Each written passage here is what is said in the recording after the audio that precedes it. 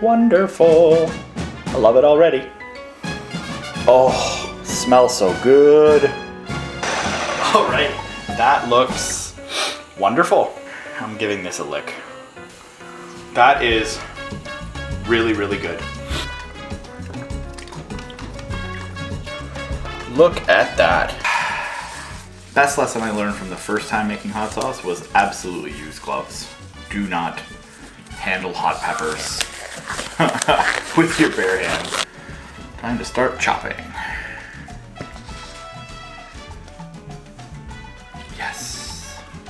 I find cooking to be very meditative, honestly. Cooking, especially, you know, prep work like this, really, once you have your plan in mind and you set out to do what you have to do, it's very kind of calming, monotonous kind of work. Honestly, it's it doesn't really require your higher level brain functions. You're just sort of an autopilot, and that's kind of the nice thing. That's why I say it's meditative. You just sort of zone out. You get in the zone of doing what you're doing, and you do it. Find it very relaxing to be working at something that I know will be a fine result. You know, it will be a very nice product in the end. So obviously each moment of time that you spend in effort actually contributes to the end result. This is, you know, when people talk about love being an ingredient in their food, in their cooking, this is, I think, what it means. This is when you know, you inject your love into the I know it sounds kind of silly, but I mean, honestly, it's I believe it to be true. I mean, energy is concentration, it is effort, right? So while you're cooking your dish, while you're preparing your ingredients, you have, you know, whatever thoughts you're having. If you're thinking positively about the process, you feel good, and then obviously I think that that's reflected in the end result of what you're making. I mean, I'm making hot sauce. I'm not entirely certain how I want to do proportion-wise. Like, obviously, you're always at the mercy of what's available in the market. And right now, I was able to get a lot of red chili peppers, which is great because that will form sort of the, obviously that's going to be the majority of this particular batch of sauce, given that I have so many of them. So I have the majority of the peppers that I was able to find were red chili peppers, and they are great for hot sauce. Honestly, they're good and roaring hot. They're not the hottest pepper, but they're certainly hot enough. This time around, I was able to find these scorpion peppers, of which I have never tried before. So I understand they're very hot, but practically speaking, I don't know what the flavor profile is going to be on them. So this will have to be a learning experience for me. Generally, I like to do maybe half of red chilies and half of another hot. I mean, half in the sense of like a quarter of the overall, half of which will be a base pepper, which I'm going to use a sweet red bell pepper. I want to be able to eat this stuff. I love hot food, but within reason. For sharing, it's not exactly kind to offer guests something that's gonna make them die. Not what we're after. So, hey, how you doing, bud? So, this is my pepper chopping station and my view of the outside. I think what's amazing about cooking is that it's a transformation process. I mean, you're taking something that is, you know, itself beautiful. It's a beautiful thing, this pepper or whatever your ingredients are. But then to apply, you know, force to it with planning and with effort, you can transform it into something amazing, something better than itself. Or, I should say, take a number of things and transform them into more than the sum of their parts. And that's really the, you know, sort of, say, magical process of it. And in the process, you are transforming yourself because you have become a part of this this transformation. So in a way, you're also transforming. So that's really the reflexive part of it, is that you're doing work to create something, but you're also having an effect on your own self, which I think is amazing. It's a very satisfying process. It's something I love to do. To make a more precision brine, I'm actually going to do a weight-based measurement. So I'm going to make sure that I get the tare weight of the jar before I put these in it, so I know relatively what's the weight of my peppers. I have decided, since I have such a volume of the red chilies, that what I'm going to do is I'm actually going to make one jar of exclusively red chili sauce, and that is going to be crazy. So I finished chopping the chilies and the scorpion peppers. I'm trying to make a mixture that sort of incorporates both. Looks a little bit more than half, but it will compress. So I'm going to add a base of sweeter peppers, red bell peppers, because otherwise this is going to be just like lava. It's time to sweeten up the pot a little bit. Does that work? Yeah, I think that's a thing. That's a saying. So now I'm going to add some bell peppers. I've got my massively hot sauce over here. This is going to be incredibly hot. So yeah, it should be a pretty good blend. We got a very, very hot sauce over here. We're going to have some pretty wickedly hot sauces here. This guy, I think with the amount of ingredients we've got left, it'll be a little less hot because we don't have such a high proportion of hot peppers for it, but that's all right. It's looking like this is going to be a pretty excellent batch. I found a farm nearby where these peppers are actually grown, so these are all like locally sourced peppers, which makes me feel good that I'm supporting local farms. I've experimented with the tutelage of some YouTubers that have given me some great advice and information to get started. I made a batch of hot sauce with basically little to no proper equipment, just a regular jar using, what do you call it?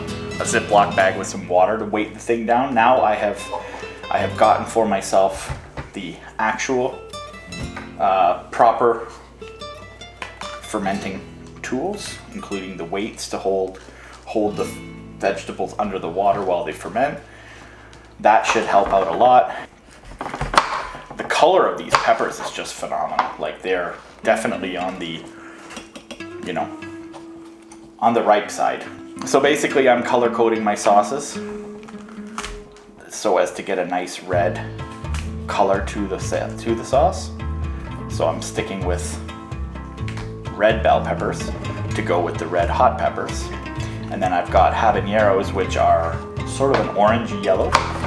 And then I've got the yellow bell peppers. This one will be sort of the go-to for those who are just looking for a little bit of a kick, maybe a little less hot than, like, say, a Tabasco.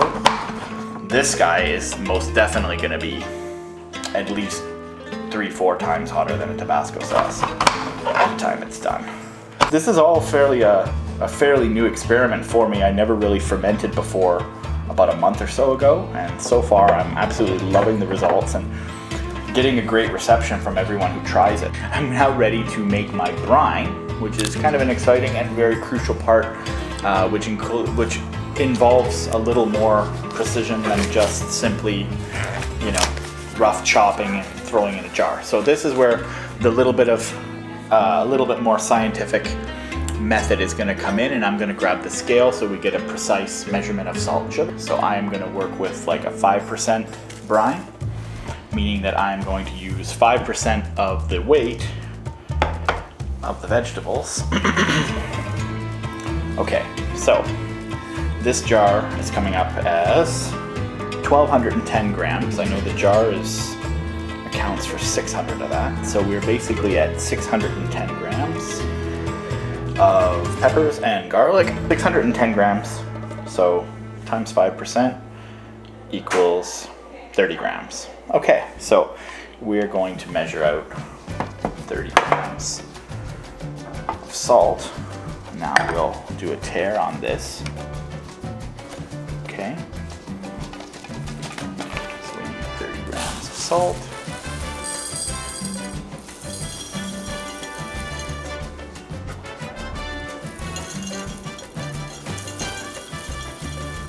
Let's do an equal measure of sugar as well. So let's round this up to 72 grams. 53, 64, 71, oh, almost 74. Okay, it's a little more sugar, but I think that's all right because that's just gonna be broken down. Is to get the proper volume of water that I'm gonna need in this jar. Oh, the sunlight coming in is gorgeous. I love it.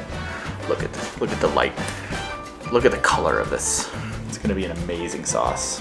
Let's see, so what I'm gonna do is I'm gonna fill this jar up with water, and then I'm gonna pour this water into the brine solids.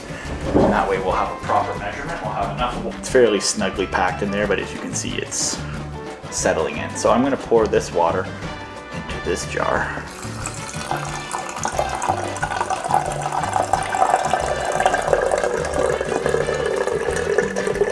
Or at least mix this. Pour this back into this jar. Should we make sure that I got all the... No, see, there's still lots left at the bottom here. Yeah, hot water probably would have dissolved this a lot better. Note for next time. So this is my new equipment that I was talking about. That's a jar weight. Yeah, I definitely should have left more room. Okay, that's good to know. This is the lid that I bought, and that comes with a little reservoir for some sanitizing solution, which I do not have, so I have a plan for that actually. And the plan is I'm thinking to use white vinegar, since white vinegar costs like $1.50 per gallon, and the Star San stuff is like $55 for the same amount. So yeah, I think that works actually. You see inside, yeah, there's room for the air to move, but just barely. So basically the point of this thing is to allow the carbon dioxide to escape from the jar out through the hole, through this piece here. So this is going to go in here, allowing the air to escape. Yeah, what is this piece for? I don't even know. Put that like this, and then yeah, I think that works. So looking forward to seeing how this turns out. Okay, jar number 1, off to the races. Let's set that aside. So jar number 4 is complete. Now I should probably keep these in order. I had a numbering system. This one is going to be less, number 3 is going to be less hot. So today is the final step in making this hot sauce. I started this on October 28th. Actually, today is December the 7th, so it has been fermenting for well over a month. Got some little hot sauce bottles that I'm going to be using to bottle and store and obviously serve. A lot of people are keen to see what I've made, and I am keen to let them try it. So let's get started. First step is to drain the brine out of this, because that is very, very salty stuff. This is how they look when straining. I'm gonna let them sit and try to get as much of the liquid out of it as possible, because I don't want that salt going into my sauce. I'm amazed at the color of these peppers, the ripeness of the pepper, the freshness of them, the fermentation process brings out a lot of the beautiful colors too. Oh my god, my sinus is burning already. This is gonna be epic. Okay, so the last step here, this is sort of my recipe that I go a little bit by eye. mostly is with the vinegar. And I was told from my other red pepper sauce that I made that it needed a little more tang. So I am happy to oblige, and it was my wife who told me, and she's right. It definitely needs a little bit more zing from the vinegar. So I'm gonna make this probably a little bit looser than in the past. Because ideally you want hot sauce to be sauce, right? And not just a thick, goopy paste. This is the strainer here that I'm planning to use. So let's run this, puree it.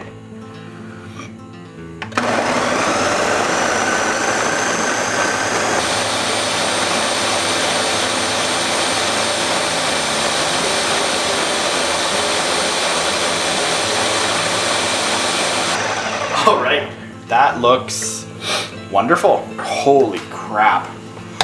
Oh my. I'm glad the windows are open because that is. Oh, all right. I wish me luck here. I'm just gonna take like ever so slight.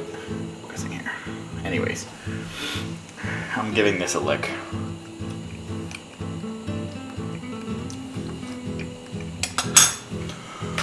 Oh wow. Oh wow. That is really, really good. Really good taste. And actually, to be honest, it is not as like ridiculously hot as I thought it was gonna be. I think it's due to the time and gasp for air. Ooh. Stuff is splashing all over the place. This is... I don't think this strainer was made for this purpose, but I think it's gonna do just fine. I'm gonna keep pressing it through because there's a lot of nice liquid that can be mashed out of this. So this is what we ended up with. That looks actually really quite runny. Runnier than I would have liked, but I mean visibly, but wow. Smell-wise, it smells phenomenal. Keep this mixing so that it doesn't settle. And each time I pour it, I'll give it a mix. Oh my god. Oh my. The vapors are very, very strong. Look at that. That is a nice looking little bottle of hot sauce. Holy cow. 2 weeks for this blend was not enough, and I was worried that the one that I bottled up was one of the lowest proportions, the 60 to 40. And I was seriously concerned that the rest of these would be a waste because, you know, while very hot is what I'm aiming for, I don't want it to, like, injure somebody. This is definitely not going to be advisable for someone with an ulcer or something. All right. I'll keep this one for myself because it's a quarter of a bottle. I can hear my wife choking upstairs. I feel bad. When the house is pretty well ventilated, but my god, it gets up there. Okay, so, and that's it. We're done. That's the batch for today. They look wonderful. They taste wonderful. I'm very, very happy with this. Very proud of how this has turned out, and I will definitely take the knowledge that I've gained from this experiment and make a better sauce in the future. And that's all for now. Thanks for watching.